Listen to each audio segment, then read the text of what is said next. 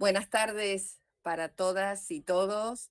Muchas gracias por acompañarnos en esta actividad que forma parte de las actividades de difusión del doctorado en estudios políticos y culturales.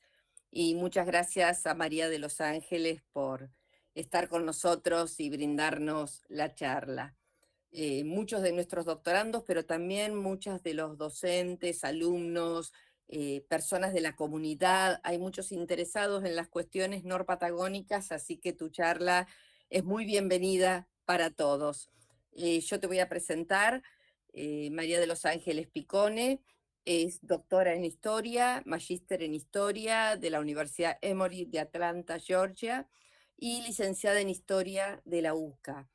Trabaja en Boston como profesora de Historia de América Latina Contemporánea, codirige el diploma de posgrado en Humanidades Digitales y también integra el programa de estudios medioambientales y el Centro de Estudios de la Democracia Constitucional. Sus líneas de investigación son la historia espacial, la construcción de la nación, naturaleza y cultura, regiones fronterizas, turismo, historia ambiental y fundamentalmente ha abordado en sus investigaciones la localidad de Bariloche y el sur de Chile. Tiene muchos libros y muchas publicaciones y yo destaco especialmente el libro que está en prensa y que pronto conoceremos, primero en versión inglesa y después en versión española, Landscaping Patagonia, Spatial Historia Nation and Environment in Chile and Argentina. María de los Ángeles, bienvenida. Y bueno, aguardamos tu charla sobre lugar y no lugar en Norpatagonia, colonización en la frontera a principios del siglo XX. Bueno, muchas gracias, Marta, y gracias a todas y todos por estar acá. Sé que fue una jornada laboral para todos, estamos a punto de una mega semana de fin de semana con descanso, así que me imagino que debe haber un montón de reuniones y todo. Así que es un placer estar acá, compartir con ustedes mi investigación. Solamente tengo una pequeña corrección a esa introducción, Marta. No tengo un montón de libros. Este es el primero. Publicaciones, dije yo en general. Publicaciones sí, pero libros no. Tú cuesta tanto escribir que ojalá. Y bueno, voy a hacer un poco de confesión. Cuando Marta me invitó a dar una charla en el marco del doctorado, y me preguntó un título y un abstract, a ver de qué querés hablar. Yo el título, la verdad, le dije algo bien amplio para después poder pensar qué decir. Así que es así bien amplio a propósito, y seguro que cada uno viene con su idea, seguro que va a hablar de esto, seguro que va a hablar de aquello, así que espero poder eh, eh, alcanzar esas expectativas. Pero lo que voy a hacer más que nada es hablar del marco teórico del libro, sobre todo, no sobre todo, pero especialmente cómo llego a la tensión entre lugar y no lugar y cómo lo uso en el libro, y en conversación con la historia espacial como un marco analítico para escribir una historia de un territorio de frontera como es la Norpatagonia andina. En el libro uso Patagonia Norte para referirme a la parte de Argentina y sur de Chile, reconociendo que en Chile y en Argentina no, cuando decimos Patagonia significa cosas diferentes. Y bueno, esa parte de las representaciones de espacios es lo que me interesa. Y como somos un montón, me gustaría, si se animan, y ya que estamos todos en todos lados, si alguien viajó a Bariloche o es de Bariloche. Yo soy de Bariloche, pero ahora no estoy en Bariloche, pero si se animan a poner en el chat, porque no veo a todas las ventanitas, si alguna vez fueron a Bariloche, pongan sí o un coso para arriba. Eso, están a full con los thumbs up. Yo por suerte desaprendí cómo hacer estas cosas. Bueno, veo que un montón de gente fue a Bariloche. Esto es genial. Yo voy a compartir la pantalla ahora porque ya aprendí a hacerlo, que el otro día no. Eh, bien. Eh, tengo que ir a ese lugar. Yo estoy en la pantalla del PowerPoint y no veo el Meet, así que ¿me puede confirmar por audio si se ve bien? Sí, perfecto. Sí, se ve bien. Buenísimo. Voy a acomodar unas ventanas, buenísimo. Entonces, yo vi un montón de manitos para arriba diciendo que fueron a Bariloche o que son de Bariloche. Imagino que todos reconocerían este lugar. Y seguro que cuando ven un lugar como este, las montañas y el lago, y miren el color del agua y los bosques, piensan, qué lindo mi país, ¿no? Mirar esto y decir, qué linda la Argentina. Eh, y no puedo ver las ventanitas, pero estoy segura de que varios estarán asintiendo, diciendo, sí, sí, mirá qué linda la Argentina. Y a mí eso es algo que siempre me fascinó. O sea, ahora puedo mirar para atrás y decir, ah, me fascinó, pero antes por ahí no tenía el vocabulario para pensar eso. Cómo vemos en un lugar como este punto, montañas, lagos, bosques, toda la Argentina. No es que nos paramos en el medio de la estepa, no, entre en medio de los coirones y decimos, qué lindo mi país. A mí la estepa me encanta igual, pero no es que la gente en general viaja a la estepa y dice, qué lindo mi país. Lo hacen en algunos lugares puntuales de Argentina. No es que lo vemos en el medio de la 9 de julio en Buenos Aires, un día como hoy, que estuvo lleno de calor y de humedad y de bocinas. Lo vemos en ciertos lugares. Estos son lo que yo en el libro llamo discursos geográficos y voy a contarles un poco más de dónde sacó esa idea.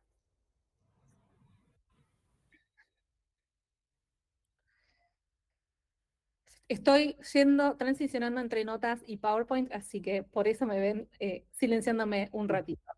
Pero básicamente mi línea de investigación busca responder a estas preguntas: cómo nuestras ideas sobre el espacio geográfico, como en este caso los Andes norpatagónicos, y nuestras experiencias en ese espacio geográfico contornean nuestra idea de nación, en este caso Argentina. Pero además haré una tercera dimensión, que es, además de interesarme en la intersección entre naturaleza y cultura, es entender la formación de la nación, cómo opera en espacios de frontera, como es la Norpatagonia andina. Entonces, Landscaping Patagonia, que acá está el título completo, si alguien lo quiere anotar, y si alguien me quiere pasar una traducción en español, también acepto, cuenta la historia de cómo personas que vivían, que gobernaban y que viajaban por el norte de la Patagonia intentaron construir versiones de la nación basadas en sus ideas y sus experiencias en el espacio geográfico. Y acá voy a hacer una nota al pie porque Norpatagonia es un vocablo con el que quizá todos estamos muy familiarizados, pero en el libro yo lo uso muy abiertamente. A veces Norpatagonia significa todo el territorio nacional Río Negro y el sur de Neuquén, pero a veces es un poco más chiquito y quizá solamente lo hago en función de la Norpatagonia andina. Y eso tiene que ver con el tipo de relaciones sociales que voy encontrando y analizando en cada capítulo. Y en el libro también incorporo, como hago Chile y Argentina, el sur de Chile, que son las regiones de los ríos, los lagos y Aysén. Pero bueno, entonces en el libro examino cómo autoridades chilenas y argentinas de la segunda mitad del siglo XIX y principios del siglo XX intentaron, entre otras cosas, y estas son palabras que usan ellos, eliminar, ocupar, pacificar y conquistar lo que llamaron el desierto. Y para lograr esta transformación desplegaron un sinfín de políticas nacionalizadoras, desde las campañas militares contra los pueblos originarios hasta la construcción de hoteles. Todo en nombre de la nación. Pero la nación significaba cosas distintas para muchas personas que iban y venían por los Andes norpatagónicos. Entonces, más allá de las sedes gubernamentales de Santiago y de Buenos Aires, había exploradores, emigrantes, autoridades locales, bandidos y visitantes, viajeros, como muchos de ustedes, que dieron sentido a la nación a través de sus vidas cotidianas. Entonces, por ejemplo, cosas que examinan en el libro es cómo reconocieron pasos fronterizos, abrieron caminos, reclamaron títulos de propiedad, recorrieron kilómetros hasta una comisaría, cabalgaron kilómetros escapándose de la policía y participaron en ceremonias conmemorativas. Y en todo este grupo de personas, en sus diversas capacidades y en distinta medida, contribuyeron a la imaginación local de Chile o de Argentina, dando significados distintos y a veces incluso contradictorios a ese espacio geográfico. Entonces, concretamente, el libro es una historia de la construcción de la nación en el territorio de frontera que constituye la Nor-Patagonia andina entre la década de 1890 y la década de 1940, con una mirada desde la historia espacial y, en menor medida, desde la historia medioambiental.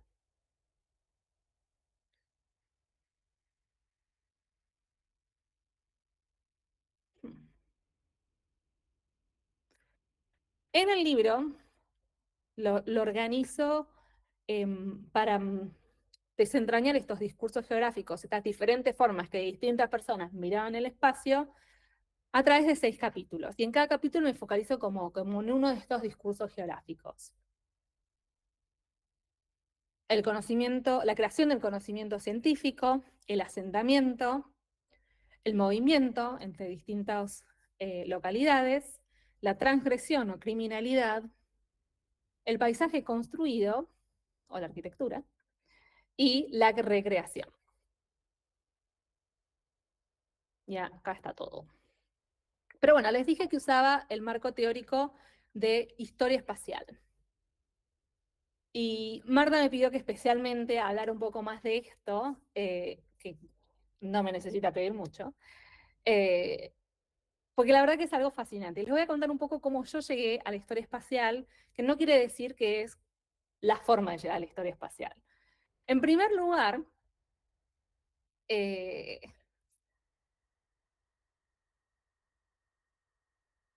para que perdí mi hilo mental, acá está. En primer lugar, ¿qué es la historia espacial? Si nos imaginamos perdón, voy a volver para atrás.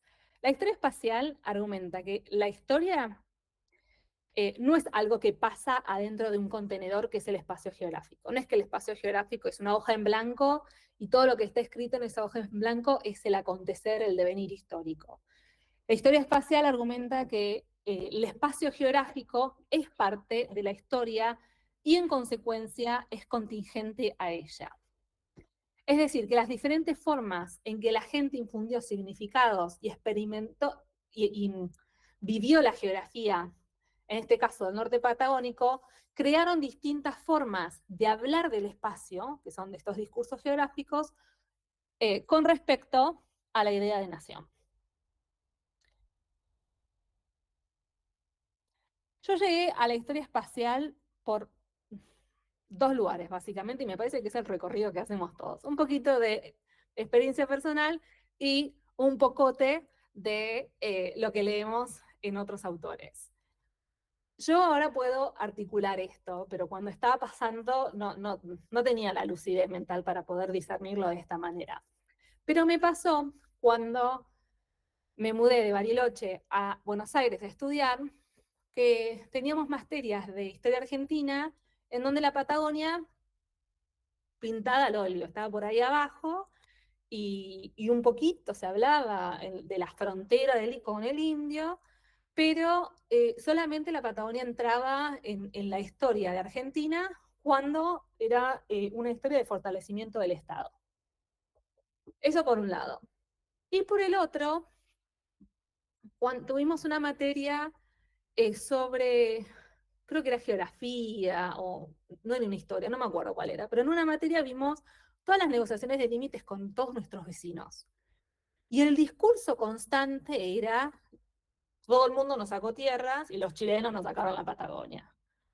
Y era como un tono contra los chilenos, que a mí viviendo en Bariloche, estando ahí nomás, y teniendo vecinos, profesores, no sé, colegas chilenos, es claro que me llamaba la atención porque había como una versión que no entendía por qué, porque no es que Buenos Aires estaba al lado de Chile y mis compañeros y mis profesores habían viajado a Chile. Entonces yo mucho no entendía por qué. Y creo que tiene que ver con estos discursos que hemos heredado en los colegios o en nuestras formaciones, y que mi experiencia viviendo tan cerquita de Chile contradecía lo que estaba aprendiendo. Eh, pero bueno, esa fue mi experiencia personal. En ese momento yo no me di cuenta de eso. Ahora lo puedo decir mejor.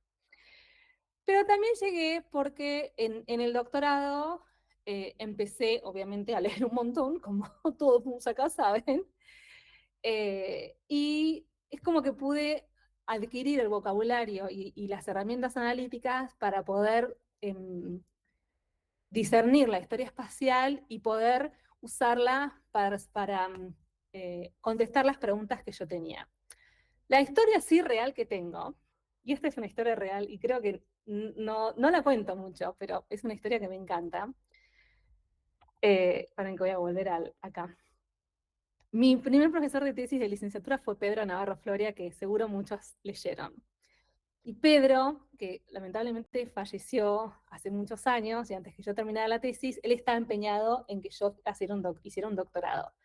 Y estábamos una vez en Bariloche, nevaba un montón y estábamos tomando un chocolate caliente, y me acuerdo que él empezó a tirarme ideas y yo estaba así anotando porque tenía una cabeza impresionante, y de pronto escribí una pregunta que todavía la tengo, que es cómo las personas se relacionan con el espacio y su identidad. Y yo ahí no sabía, pero claro, eso me quedó como plasmado acá atrás. Entonces en el doctorado era como que se volvían para más adelante en la cabeza cada vez que leía sobre historia espacial. Historia espacial en, en el mundo angloparlante tiene como dos grandes patas. Una pata que es más metodológica y otra pata que es más como marco teórico. Y les voy a compartir las dos, porque me parece que son útiles las dos. De la pata más metodológica, en general, son personas que que trabajan con datos geográficos que después usan en sistemas de información geográfica. Y este ejemplo de Towards Spatial Humanities es uno de los editores es Cian Gregory, que aparece ahí abajo, que es un irlandés y escribió mucho sobre conflictos en los 60 en Irlanda, usando todo el mapeo, o sea, visualizando datos en mapas. Y esa es una forma de hacer historia espacial, pero bueno, tiene una metodología digital muy fuerte. Otro ejemplo que les invito a visitar, si están interesados, es un sitio sobre los poderes que otorgaban indígenas de Oaxaca a distintas personas en distintas ciudades.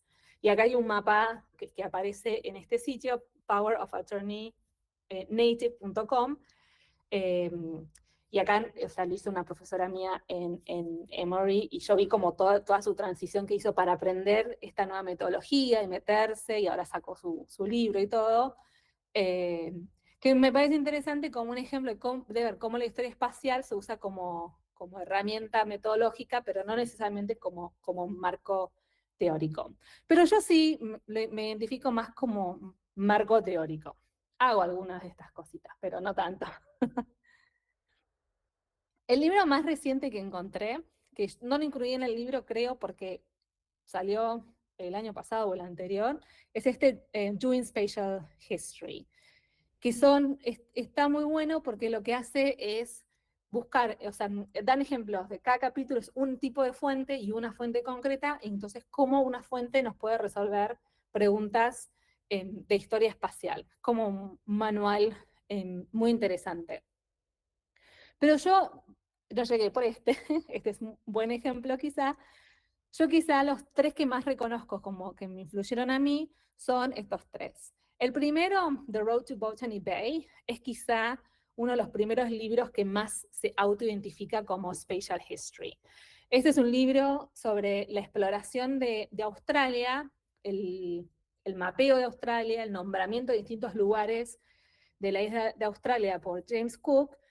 Y lo que dice Paul Carter es que a través de esa colonización, pero a través del espacio, o sea, del dibujar el espacio y nombrar el espacio, dice que Australia vino a ser. Y él es el que usa, o sea, de él tomo la terminología de discursos geográficos, formas de hablar del espacio en función de cómo lo habitamos. El segundo libro es un libro, un volumen editado sobre Rusia y una nueva forma de entender la historia rusa, pensando en el espacio geográfico tan grande que ocupa Rusia. Y el tercero es quizá uno de mis libros favoritos, Cartographic Mexico, por Raymond Crave, que después pasó a hacer otras cosas, pero lo que escribe de geografía es fascinante. Y él quizás es uno de los primeros historiadores de América Latina que escribe en inglés, que se identifica como un historiador de historia espacial y hace una historia de cómo las autoridades mexicanas, para poder imaginarse como una nación en México, tenían que generar este mapa gigante que era en general un rompecabezas, y cómo estas múltiples partes generan una nación. Y hablando de América Latina, otro que para mí fue muy enriquecedor es en este libro sobre también una misión exploradora en Colombia, la Comisión Coreográfica, que a partir de las diferentes regiones de Colombia tratar de generar un cuerpo de conocimiento científico sobre una nación. Y es esta obsesión de cómo las autoridades generan la nación. Y yo lo que hago es, sí, las autoridades, ok, pero ¿qué tal los otros grupos?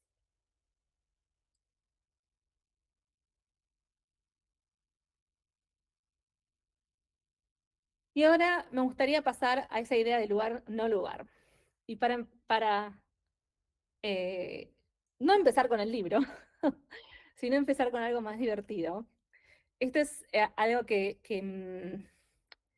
tomé de Andrea Tarragó, me parece que está en Córdoba, y Maya Gatás Vargas, Caro Lema y Paula Núñez, que están en Bariloche, y que ellas hablan de la representación de la Patagonia como monstruo, sobre todo en la época colonial. Y lo vemos en mapas como este.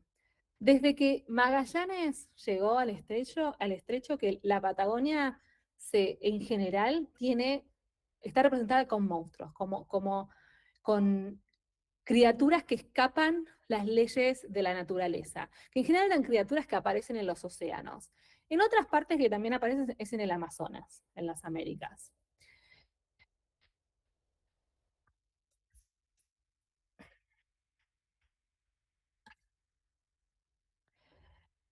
Entonces, el único espacio en donde encontramos monstruos es en la Patagonia, ¿no? En esta tierra de gigantes, que es la Patagonia como desafiando las clasificaciones y categorizaciones de las ciencias naturales, en un espacio que escapaba de la comprensión o el conocimiento que se podía brindar en ese momento. Pero en el siglo XIX, una vez independizados, Chile y Argentina, las autoridades y exploradores todavía calificaron estas zonas como más allá de la ley natural, y son desiertos, son estos espacios vacíos de civilización. Entonces, a veces esta etiqueta de desierto sí coincidía con lugares geográficamente desiertos, ¿no? Con poca precipitación, pero otras veces no, y un gran ejemplo de un desierto en América Latina es el Sertão en Brasil, que es en realidad esa selva impenetrable, ese espacio entre la costa y las ciudades del interior.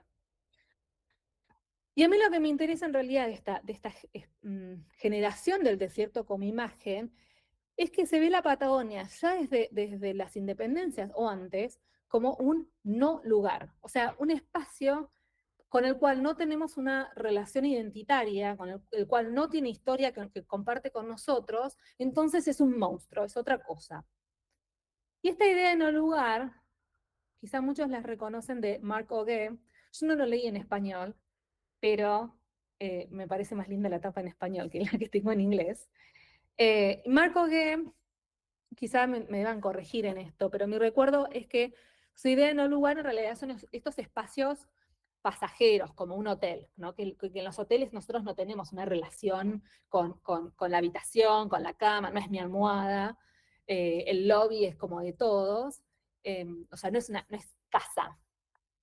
Y a mí me gustó esa idea de no lugar, de un espacio que no tenemos relación para representar lo que distintos grupos, sobre todo élites políticas, han hecho para representar la Patagonia y sobre todo la Norpatagonia, porque al hacerla no lugar y transformarla en desierto, si es desierto, si es un monstruo, lo tenemos que domar, lo tenemos que colonizar, lo tenemos que conquistar, lo tenemos que eliminar y llenen la palabra que quieran.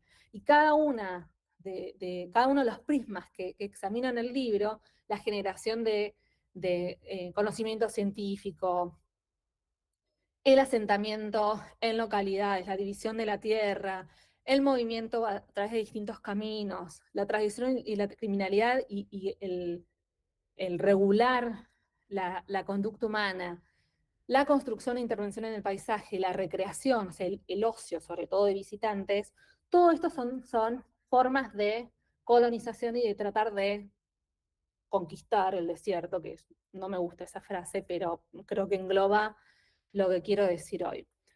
Yo estoy en 23 minutos, eh, y, o sea que tengo alrededor de 7, pero me gustaría hacer lo siguiente. En vez de darles un ejemplo del libro que haya elegido yo los invito a ver esta lista y no sé si Marta o alguien se anima a decirme, tirarme uno y les tiro un ejemplo que preparé uno de cada capítulo para poder contarles un poco más cómo aplico historia espacial, la idea de no lugar y lugar en un capítulo concreto. Así que les tiro la pelota de vuelta a ustedes. Voy a salir de la presentación solo para volver a ver el chat y eso, acá.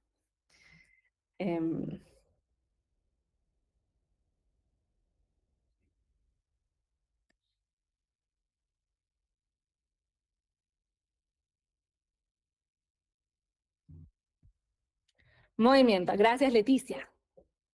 Grosa que se animó. Movimiento. Bueno. El de transgresión también. Ese es re popular. Iba a hablar de ese, así que tengo. Bueno, les voy a hablar de movimiento y después de transgresión. El ejemplo que tengo de movimiento, en realidad, como tengo una imagen muy linda de Chile, les traigo de Chile. Y después vamos a hablar de transgresión. En Chile había muchísima más densidad de población a principios del siglo XX que en toda la Patagonia argentina. Y había mucha más presión, sobre todo en la provincia de Yanquihue, que incluía lo que hoy es la región de los ríos y el norte de la región del Aysén. Había mucha más presión demográfica para dividir la tierra. E históricamente, finales del siglo XIX, lo que ocurría es que había gente que se instalaba en algún lugar, que abría un camino que lo llevaba a una carretera del Estado y usaban ese camino y lo más bien. Pero después, cuando se empiezan a dividir los terrenos, por ahí ese camino le quedaba en el terreno de otra persona. Entonces, la persona 1, que estaba hace más años, seguía atravesando la tierra de la persona 2 que llegó después. Entonces, lo que yo encontré un montón en los archivos de Chile es gente que se quejaba de que fulanito, mi vecino, me atraviesa el campo y me estropea toda la cosecha. O que fulanito, mi vecino, me puso una tranquera en el camino que yo usé 30 años, o sea, 30 años. Estoy yo primero. Entonces es como una tensión constante que noté entre esto de querer asentar a la gente, porque el asentamiento y la agricultura era civilizar, pero la gente se quería mover, y el movimiento de ir de un lugar a otro para comercializar o para hacer trámites, lo que fuera necesario, era vital para esa misión civilizadora. Y en realidad lo que ustedes ven acá, este es uno de un millón, no un millón, pero muchísimos casos que encontré en donde el inspector de tierras va, cuando recibe una queja, va al terreno, se fija quién es, perdón, primero va al archivo, se fija quién estaba primero, si el que estaba primero tenía título de propiedad, porque a veces estaban tan antes de cuando se distribuían títulos que no tenían título de propiedad. Hace toda esa genealogía de títulos, quién era arrendatario de quién, cómo se habían dividido las tierras, si había alguien que había fallecido y que habían varios herederos. Y después va al terreno y dibuja estos mapitas donde trata de demostrar que tenemos un camino principal, un límite que le cruza, el otro que le quiere cruzar. Entonces, un poco ilustra eso. Lo que hago en el capítulo de movimiento es mostrar cómo la apertura de caminos, tanto en Chile como en Argentina, era vital para esa empresa civilizadora, para esa transformación del desierto en un vergel de productos agropecuarios. En Argentina, el ejemplo obvio que me pareció quizá un poco redundante para este público es todo el estudio hidrológico que hace Bailey Willis a través de la estepa patagónica y después la proyección de la ciudad industrial en Nahuel Huapi, que es un ejemplo riquísimo, pero me parecía que quizá esto hubiese sido un poco más novedoso para este público. Y después, con el tema de la transgresión, y agradezco la pregunta, lo que hago es, ¿se acuerdan esa imagen tan linda de Bariloche que les mostré al principio? Que vemos una cosa, un paisaje divino, y acá es Argentina, qué lindo mi país, y la mar en coche. Pero no siempre está ese discurso geográfico sobre la zona andina instalado entre las autoridades nacionales o incluso las autoridades territorianas. En la década de 1910, 1920, los reportes que vemos en el Ministerio del Interior y los reportes que vemos en la prensa son de un paisaje lúgubre, no porque no lloviera, sino porque había bandoleros sueltos y la gente honrada, o sea, que se veía como generadora de productos, entonces, por lo tanto, generadora de nación, se sentía amenazada porque había bandidos sueltos. Y esto es muy vago, o sea, pueden que tuviesen razón o pueden que no. Y lo que hago en el capítulo es mirar la transgresión a través de los discursos higienistas típicos de Latinoamérica en general y de Argentina y Chile en particular, de finales del siglo XIX y principios del siglo XX, en donde las autoridades nacionales ven los problemas sociales como una enfermedad social. O sea, un disturbio o una protesta o un crimen es una enfermedad social, es algo que está mal con la sociedad. El individuo ese, no sé, nos puede pudrir el resto de la comunidad. Entonces, la forma de tratar esa enfermedad es a través de, o sea, ese tratamiento son distintas medidas. Una medida es la educación para la templanza. Entonces, el legajo que ustedes ven en esta diapositiva es el legajo de un caso del Bolsón, en la comarca andina, en donde había un asado, están todos los hombres celebrando, la que hacía el asado una mujer. Y en este grupo de comensales había un juez muy joven, de 24 años, y un comerciante de Bariloche que trabajaba para la policía del Bolsón, también relativamente joven. Y no se llevaban muy bien. Y se ve que el juez tomó de más. No me sorprendería si todos estaban tomando y tomaron de más, pero el juez fue el que causó un disturbio público en ese asado.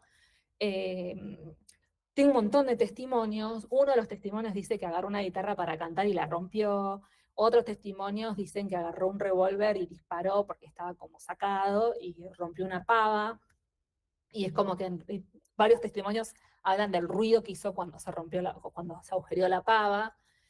Entonces, esta otra persona que trabajaba para la policía, es como que él medio que se veía como un hombre de templanza y como un hombre que también con la autoridad para decirle a un juez que se calmara, y el juez obviamente que no reacciona bien, con una fusta le pega en la cabeza, el comerciante está sangrando, y bueno, y el juez se escapa con sus asistentes.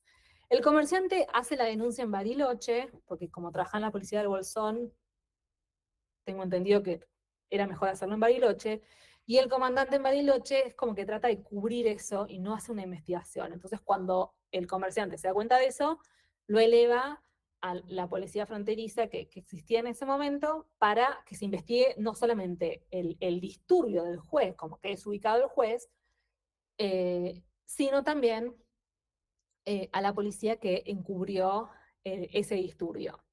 Y este es un buen recordatorio que la ebriedad en este contexto era quizá la raíz de todas esas enfermedades sociales, porque un disturbio, una piña, una pelea, un asesinato, todo podía salir en realidad de los excesos en las emociones que liberaba el alcohol.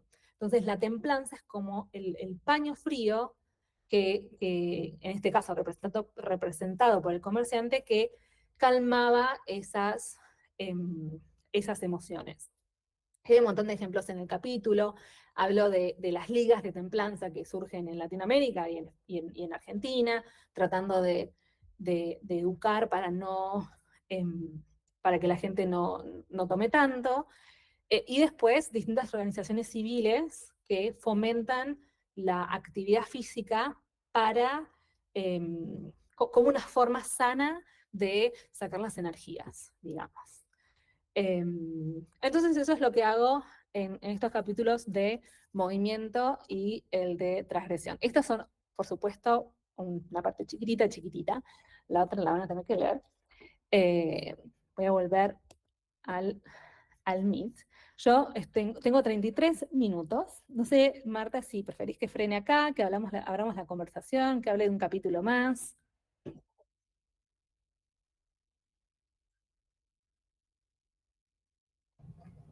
Marta no puede activar el micrófono. Estoy tratando de activárselo yo. Un poquito. Uno más. Bueno, veo el de asentamiento y el de... están todos, tienen todos.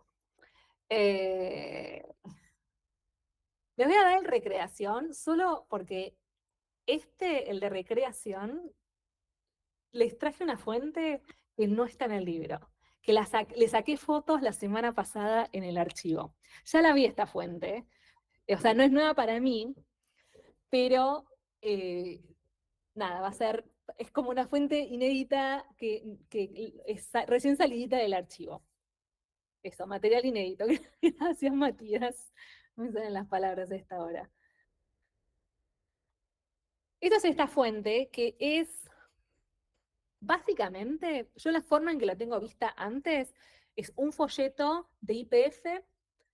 Esto no es de IPF, pero yo lo tengo visto como un folleto de IPF que tiene un círculo en el medio, y ese círculo es básicamente, si te parás en la punta del cerroto, todo lo que ves alrededor, todos los cerros y todos los lados que ves alrededor.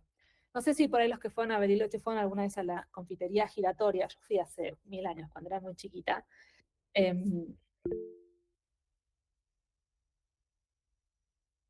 Ay, escucho un ruidito.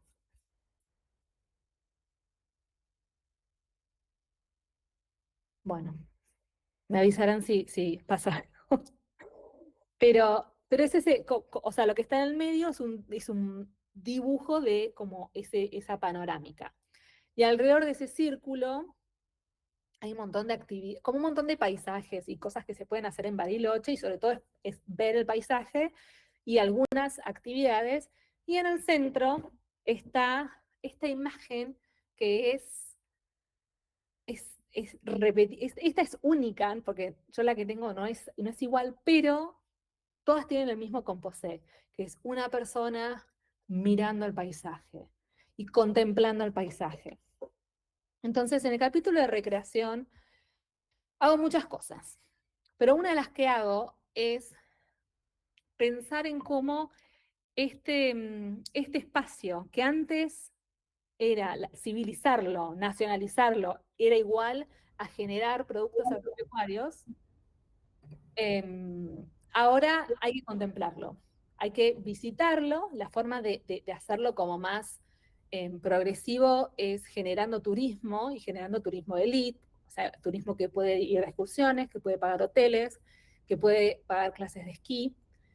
Y un turismo también de cuerpo sano, que lo que hace es deporte, que va a Bariloche a hacer trekking y mirar el lago y decir qué lindo es mi país.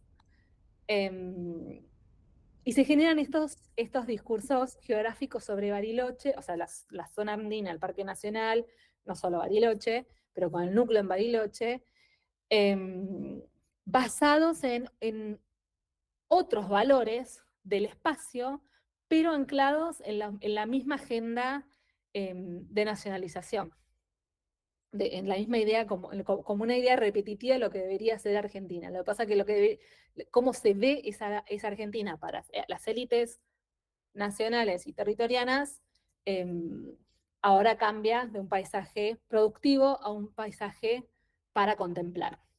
Y en esa contemplación, como en este señor, mirando el paisaje y pensando qué lindo es mi país, uno vuelve a su lugar de origen como mejor ciudadano, como un ciudadano dispuesto a defender ese espacio, un ciudadano dispuesto a abrazar esos valores de belleza, como si, no sé, te transmitiera el espacio una misión de ser mejor ciudadano moralmente por haber visitado ese lugar tan lindo.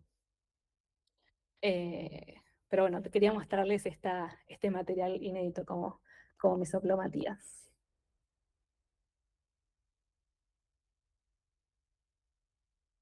¡Ay, mamá en esta! Bueno, Marta, no sé si no me quiero pasar de tiempo y quiero también escuchar a las preguntas o los comentarios, sugerencias, que el resto tenga. Isabel, gracias por esa pregunta. Este diario es de los 30 seguro. Este yo lo encontré en una de las cajas de documentos escritos de Bustillo. Bustillo tiene unas cajas enteras de recortes sobre el Parque Nacional. Creo que es no sé si no es del diario o La Prensa o La Razón, uno de esos. Yo lo vi uno muy parecido también en La Nación en esa época. Así que más o menos de finales de la década del 30. O sea, ya estaba instalado el Parque Nacional y Bustillo con su impronta a la cabeza.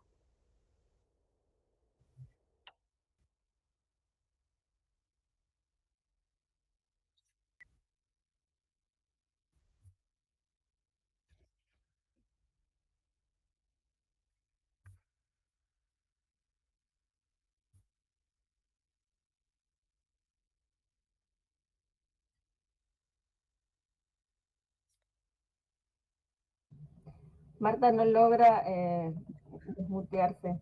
Ahí sí, Marta. Creo que sí. Dice que el sistema le mutea el... Ay, Pero ahí no te veo con muteada.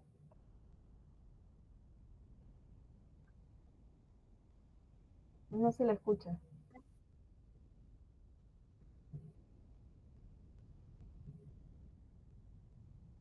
¿crees que deje de compartir por si es eso, quizá? Tal vez, la verdad, no sé. Porque antes se la escuchaba bien. Sí, perfecto.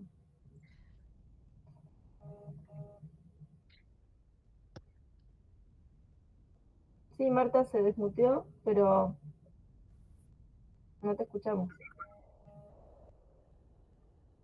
O escribí. ¿Ahí me escuchan? Sí. Sí, ¿Sí? ahora sí. Entré por el celular porque es más directo. Bueno, Ángeles, si ya terminaste los comentarios y veo que hay mucha inquietud por los temas, ¿querés que pasemos a las preguntas o querés responder un poco más de lo que los participantes te están preguntando? Porque podríamos seguir muchas horas, pero porque la verdad es muy interesante todo lo que estás planteando y más para todos los que te estamos escuchando que o conocemos o vivimos en la Patagonia. ¿Mm? Sí, me gustaría escuchar quizá alguna pregunta por ahí más concreta, para así estoy un poco más dirigida a qué contestar y no hablar por ahí muy Siento que hablé como muy, muy amplio y quizá alguien tiene una pregunta más específica, si quieren. Bueno, ahí veo que levantaron la mano. Maguen quiere hacer una pregunta, le damos la palabra. Dale, hola Angie, ¿cómo andás? No me anda la cámara, pero bueno, hace Quiero como... escucharte. Sí, hace como una vida que nos conocemos, así que celebro el encuentro a través de este tipo de estrategias, me parece hermoso. Yo sabes que te quería consultar un poco si esto vos recién mencionabas lo de la contemplación, y digamos, si lo pudiste ver quizás relacionado respecto a algunos cambios en los patrones productivos, o digamos, o cómo se engancha de alguna manera este lugar que ocupa el paisaje o el territorio, digo, porque aparece también en las planificaciones anteriores, digamos, ¿no? Después del Pro 5 y demás, como la idea del territorio del paisaje y el territorio, ¿no?, productivo, como si fuese algo inerte, quieto y solamente para contemplar. No sé si le pudiste profundizar en eso o me voy muy de tema, pero me interesaba ver tu mirada al respecto. A ver, quiero ver si entendí bien la pregunta, porque es esta hora, ya no me funciona mucho. Vos me preguntás si la idea de contemplación y paisaje coinciden en los 30 o más o menos, cómo están en tensión en los 30 o entendí mal. Claro, porque, a ver, aparece después en los proyectos de planificación, ¿no? Digamos, una vez que se da la provincialización, y digo, y eso tensiona de alguna manera también la idea del desierto, ¿no? De ese territorio que solamente está para ser contemplado versus el territorio que está para ser explotado, por ¿no?, ponerle el contrapunto. Digo, que si esto también lo pudiste ahondar o por dónde te interpela, digamos, también en tu trabajo. Sí, gracias. Yo no seguí tan después del peronismo, yo llego hasta 1944 y no me metí en los archivos después, básicamente porque no me dio tiempo en general. Pero justamente hoy estuve viendo archivos de la Secretaría Técnica de Perón y estuve viendo estos discursos de que hay que civilizar la Patagonia, que hay un montón de obras de infraestructura porque hay que civilizar la Patagonia. Y son discursos que vos sabés muy bien que persisten o por lo menos en Bariloche, en donde crecimos, como si fuese una verdad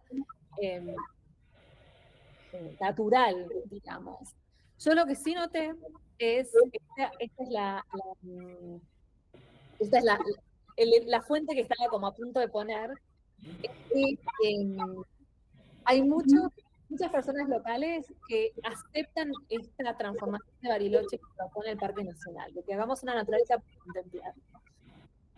Muchos ya hacían eso, porque están todos los fundadores del Club Andino, que eran barilochenses, vivían en Bariloche, tenían sus chacras, pero se iban también a hacer trekking, y hacían esa contemplación. Pero el Parque Nacional propone un corte mucho más, porque acá no necesitamos ovejitas.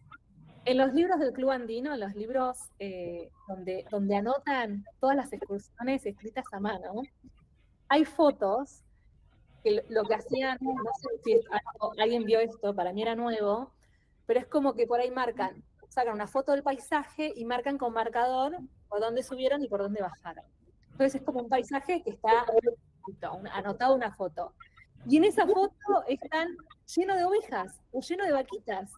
O sea, hay fotos de Playa Bonita, donde yo crecí, de postales de parques nacionales, con ovejitas ahí pastando con la vista en Nahuelhuapi.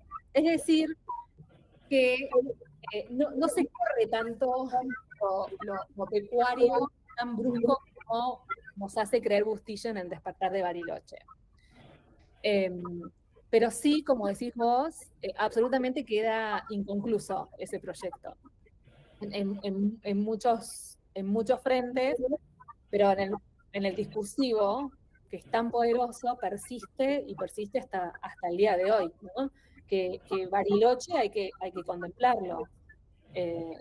La ciudad fea, entre comillas, porque no es linda para contemplar, salvo el centro cívico, por alguna razón. Gracias.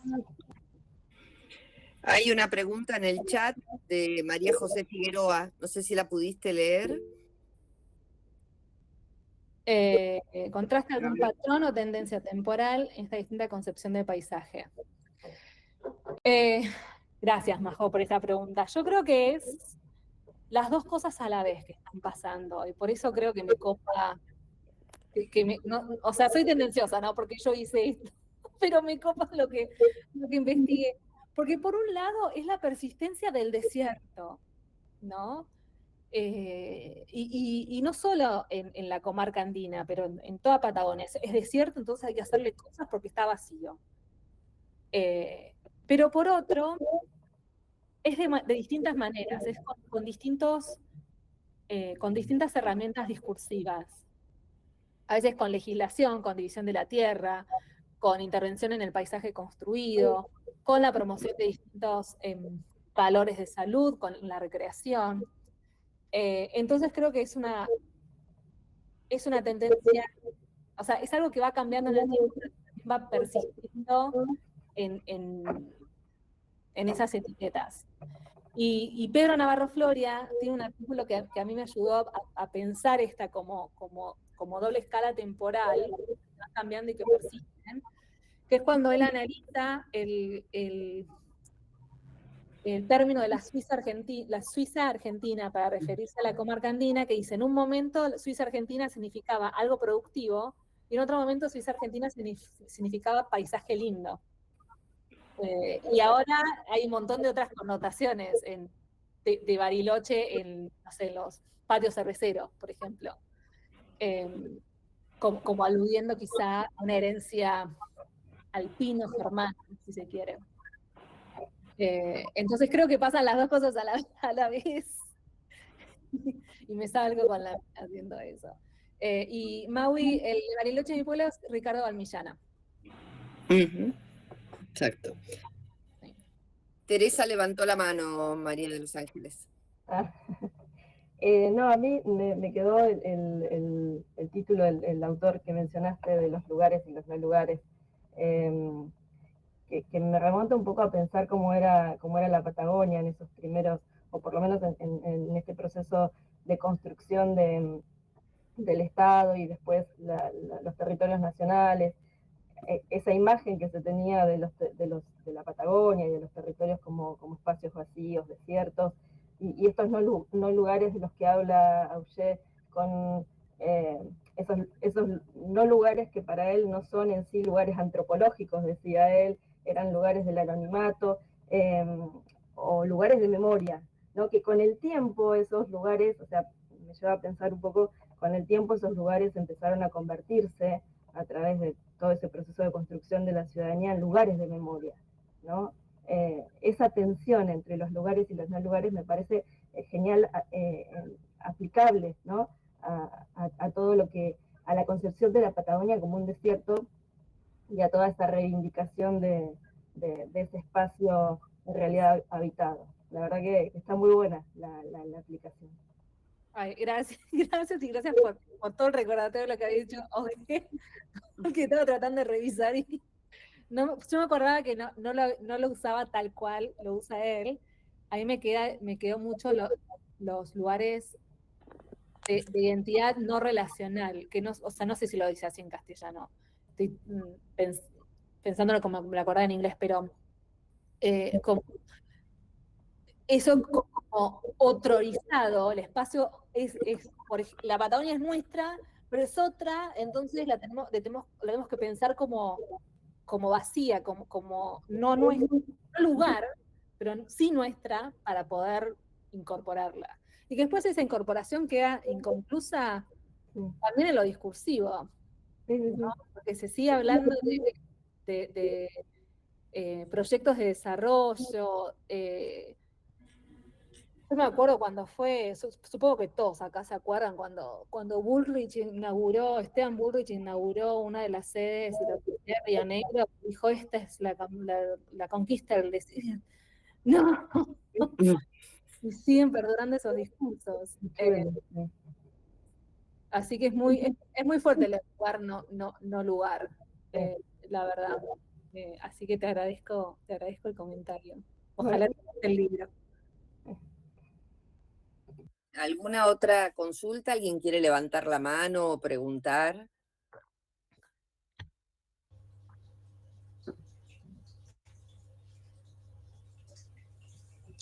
Hola, María, ¿cómo estás? ¿Qué tal? Buenas tardes. No sé si se ve o no. Yo activé la cámara, pero bueno, no sé si anda bien. Bueno, ok. Bueno, un gusto y me parece súper interesante la temática. Nunca había escuchado de este enfoque, ni como metodología, ni como marco conceptual. Yo vivo en Esquel, así que estamos a unos 400 y pico de kilómetros más al sur que Bariloche, así que me es bastante familiar lo que estás mencionando. Y bueno, a veces un poco para definir algunas categorías de análisis para regionalizar cuando uno investiga y demás, bueno, a veces utilizás capaz que sin querer, porque yo no sabía que se llama historia, nunca había incursionado en este ámbito de la historia espacial, pero uno incursiona más desde lo geográfico, pero también desde lo social, ¿no?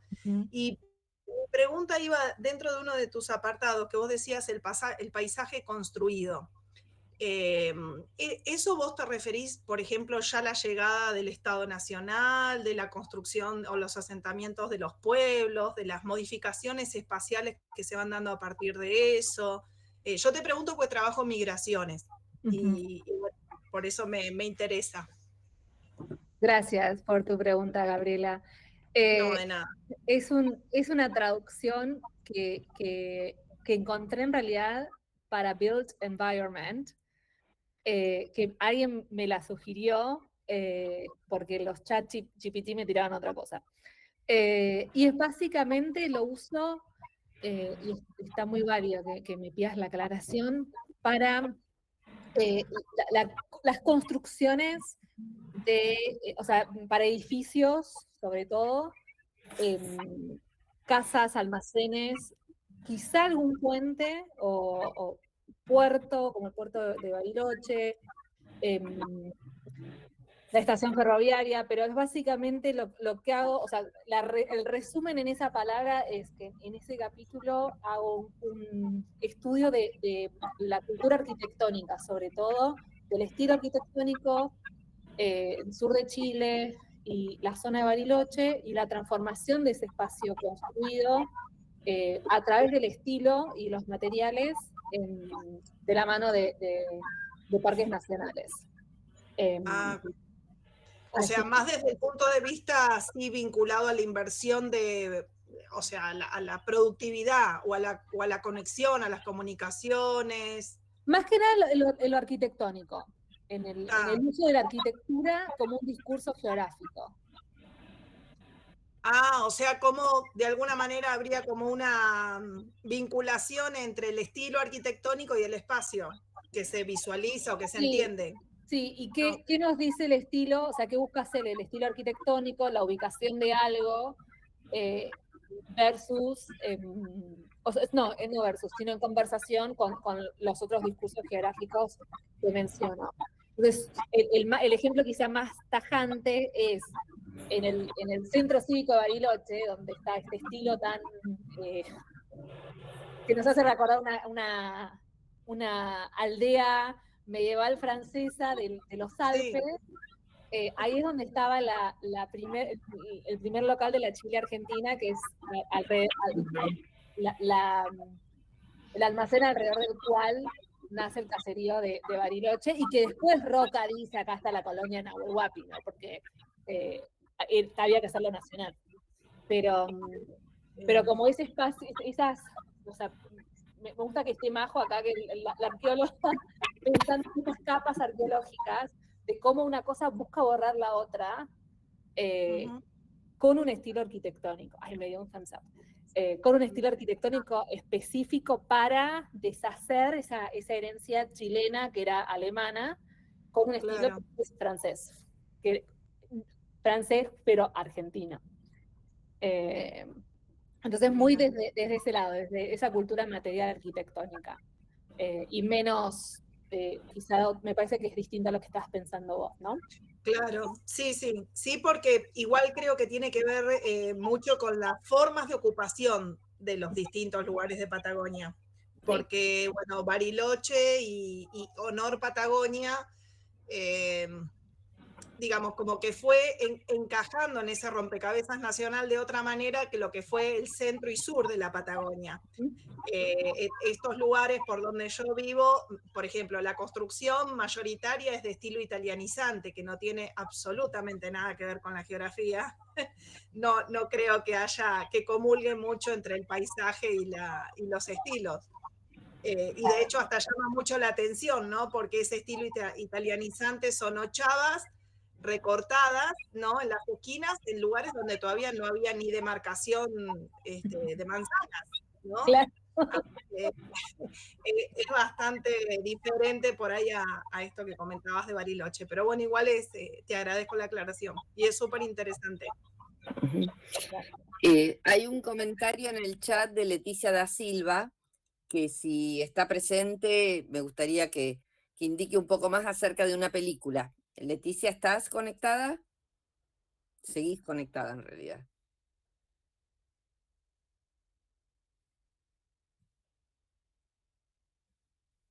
Me parece que no está conectada. Hablaba de la película Los Colonos.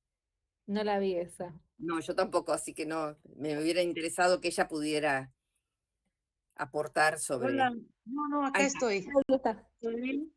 No, es una película chilena que incluso creo que está para el Oscar o Cannes, algo, es actual, y que habla de la colonización de Tierra del Fuego, y es muy interesante que justo también habla de la demarcación de la Patagonia argentina y chilena, y recién la vi y me pareció que podría sumar al tema.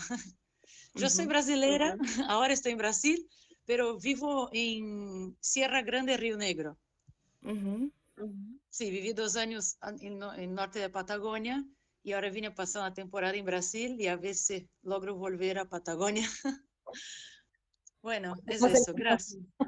Gracias, Leticia, por compartir. No la vi, pero ya me la anoto. Sí, ya nos va a quedar a todos la inquietud para verla. ¿Hay alguna otra consulta, pregunta, comentarios? Pueden levantar la mano o anotar en el chat que yo lo estoy siguiendo. A ver acá. Bueno, acá Daniela Fernández dice que está en Movie la película, que se puede ver.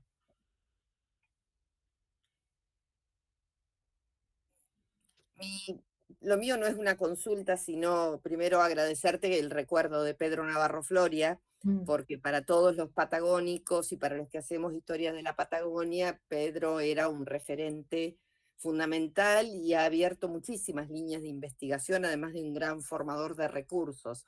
Así que bueno, le voy a transmitir a María Andrea, su esposa, que lo mencionaste y que realmente para todos los patagónicos ha sido una pérdida bastante sentida. Mi pregunta es, ¿cómo sigue tu investigación después del libro? ¿Con qué temas? ¿Qué proyectos? Bueno, me vine a Argentina con fondos, gracias a Dios, de la universidad, para el segundo proyecto, que es como el primer año del doctorado que uno no sabe qué hace. Pero básicamente lo que quiero hacer, y tengan a bien, si quieren mandarme mail y hacerme sugerencias de lectura, quiero hacer una historia de la conservación de la naturaleza desde la Patagonia, y desde tanto Chile como Argentina. Y sobre todo pensando en cómo se relaciona, cómo conversan conservación y desarrollo de infraestructura. Porque me di cuenta que nosotros que somos patagónicos ahora pensamos mucho que no sé, cuando fue el tema de la segunda angostura en Bariloche, que hace represa y afecta al medio ambiente, está mal. Pero hubo otros momentos en la historia de nuestro país en donde hacer un laboratorio nuclear en el medio del Parque Nacional no tenía ningún inconveniente, no había nada, no había un choque entre la idea de conservación y la idea de desarrollo energético en ese momento. Entonces estoy buscando hilitos para tirar sobre la idea de conservación. También lo que me llama la atención es que no desarrollamos un movimiento medioambientalista temprano como se podría haber hecho, y creo que tiene que ver con esos discursos de alianza entre conservación e infraestructura, que quizá no fuimos conscientes hasta los 90, básicamente. Es mucho más amplio, o sea, me estoy metiendo en archivos que no conozco. Hoy hice la Secretaría Técnica de Perón, el otro día vi archivos de un fondo que no sé si alguien conoce, es Fondo Nacional Forestal, del fines de los 70. Así que estoy como tratando de empapándome de cosas nuevas. Terminé el archivo de Bustillo, en incompleto, pero básicamente lo terminé porque el archivo intermedio estaba de paro, entonces me fui al otro.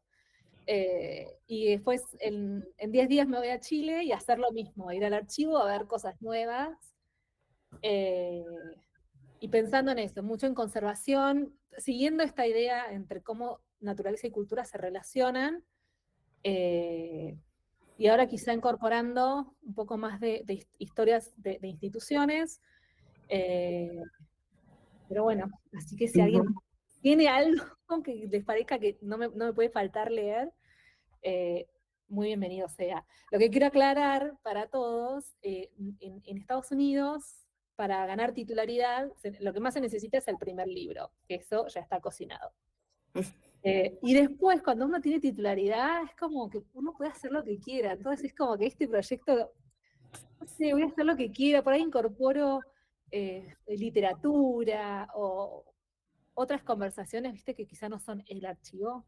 Así que estoy dejando como que el archivo estoy como en esa luna de miel de archivos que me empapen y ver qué hilito tiro. Así que eso es lo que sigue. Ojalá pueda volver el año que viene a seguir haciendo archivo y irte a visitar aquí en el mes, Marta. Sí, y te comprometemos con el texto en español para la biblioteca del doctorado. Estamos armando también, ya te pedí dos textos, pero estamos armando una biblioteca para uso fundamentalmente de los doctorandos, pero también de todos aquellos que quieran acceder al material en forma física. Sí, el libro, yo el contrato que tengo con la imprenta sale en inglés, y ellos se comprometen dentro de los 2 años siguientes a traducirlo y publicarlo en español. Perfecto. Y si ellos no lo hacen, me devuelven los derechos y yo busco alguna editorial y lo hago. Pero para mí es muy importante que salga en español, o sea, tiene que salir en español. Sí. Perfecto, lo esperamos entonces. Sí. Les voy a dejar mi mail, si alguien tiene alguna eso. sugerencia de lecturas o algo.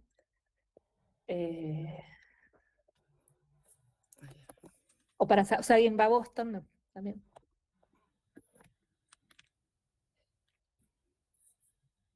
Bueno, si no tenemos más consultas, lo único que nos queda es agradecerle a Ángeles la conferencia, la generosidad, la disponibilidad, la claridad en los planteos. Creo que todos y todas nos llevamos muchas cuestiones como para seguir repensando, que para eso sirven también estas charlas, aprender, conocer y repensar. Así que bueno, desde el doctorado, acá está Teresa, está Itatí también, te agradecemos muchísimo la conferencia y todo lo que por dejarme participar, y yo iré a Vierma. Por supuesto. Gracias a este público maravilloso. Bueno, acá hay un montón de agradecimientos en el chat, así que bueno, después podés leerlos antes que abandones la... Sí, me voy a quedar, el otro día me fui muy rápido, pero voy a hacer las últimas en irme, así los leo. Por si alguien tiene una pregunta más. ¿Viste cuando te quedas después de la conferencia que alguien se queda? Sí, seguro, seguro. No, y además viene bien el mail si alguien quiere hacerte alguna consulta, también desde los asistentes, desde nuestros alumnos también, es muy importante el contacto, así que te lo agradecemos. No, gracias por las preguntas. Y te reencontraste con una amiga de la infancia, Mawen. Sí, con Mawen.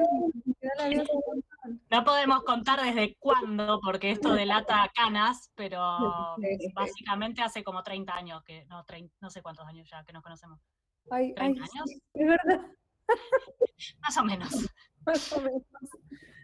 Sí, de años de club, re lindo. Los sábados que era todo el día juntas.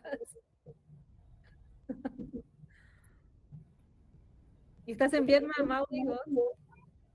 Sí, sí, sí.